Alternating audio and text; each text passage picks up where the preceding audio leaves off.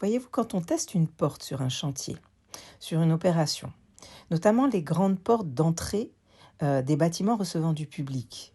eh bien on oublie beaucoup que ce qui est attendu par la majorité des gens, qu'ils soient en situation de handicap, de fragilité ou pas,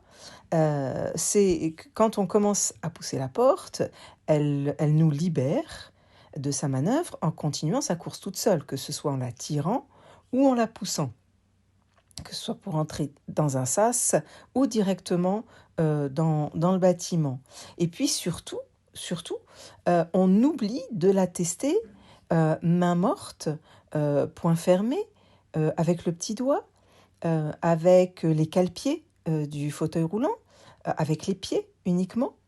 On oublie de la manœuvrer en situation de fragilité ou de grande fatigabilité, avec une fonte musculaire, par exemple, quand on est grand senior et qu'on a de fait pas de force dans les bras. Et pas plus dans les abdos d'ailleurs. Et aussi, la majorité des personnes en situation de handicap motrice, UFR, utilisateur fauteuil roulant, qui n'ont plus de ceinture abdominale, qui ne peuvent pas se pencher en avant pour pousser cette porte ou aller chercher cette porte et la tirer. Et donc, euh, ce sont tous ces usages que l'on développe aujourd'hui autour de ces objets que l'on n'avait absolument pas l'habitude de développer en pensant uniquement à l'utilisateur qui a